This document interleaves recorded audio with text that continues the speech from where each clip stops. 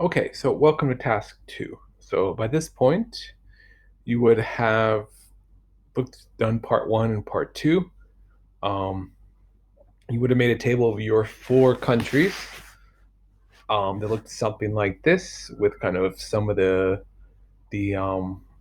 actions they've taken to prevent the spread of COVID-19, and looked at how to what they've done.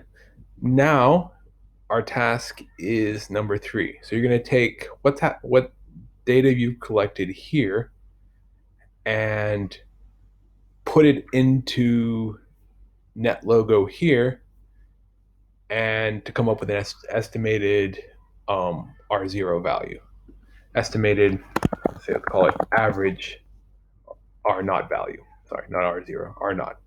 So, for example, for China, here's what um, here's what we did. Okay, so I've increased the current population because China is pretty dense. There's a lot of people, right? It's one of the most populous countries in the world. So I've increased that. We decrease I decreased the infection rate, the infection chance, and increased the initial ambulance.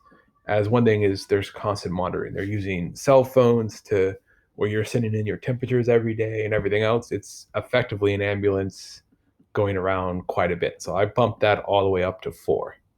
I decreased the infection chance. Again, because of that constant monitoring, you're taking people out of the population to infect them. Okay, so we're decreasing the chance.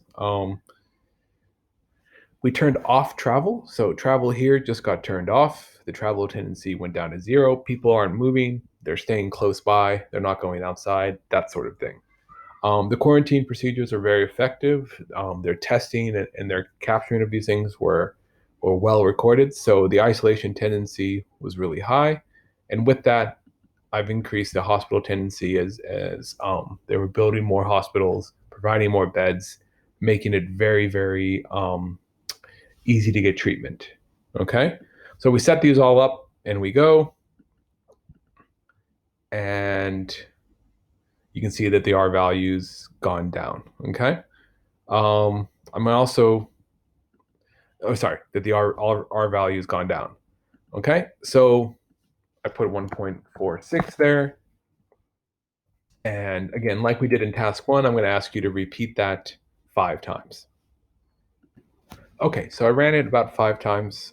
Sorry, I also turned off the intra-mobility because people just weren't interacting at all. They were just living in their apartments and very limited interaction. So I ran that 5 times, and you get an average of about 0.988. Okay, so that's interesting because that value is below 1. So the R naught value is below 1. At that point, the epidemic starts to stop and slow down and actually reverse. So the number of cases you get are far less. And this is exactly what you're seeing in China right now, is that the number of people infected is decreasing as they're really strongly isolating people and everything else, and their tracking mostly has paid off, right? What you're also seeing now is that China is quarantining people who are coming into the country because most of the new cases coming out are from outside of China. So it's really interesting there. So that kind of gives you an idea of how I did that. Again, with Thailand, I made some other assumptions. There were some different things going on, and you can see that that value isn't quite as low. It's not very high, but it's still kind of above that. So that this is suggesting that the number of cases are still increasing in Thailand. Okay, so basically, you're going to repeat that same thing with your 4 countries based on your research. Okay, those countries will be assigned to you by should have been assigned to you by your supervisor, and basically, I want you to kind of come up with a list of things they're doing. See based on your estimates of how those would affect all of this, figure out what the average R naught value for your 4 countries would be, or sorry, for each country would be. And then based on that, you're going to come up with a recommendation as representatives of WHO for an ideal global response. So, what are some things that every country should be doing based on what you've discovered? Okay, and this will be kind of the culminating activity for this, and you'll have 2 minutes to present these recommendations to your committee, which will be on the Google Meet. Your teacher supervisor will give you the address for that.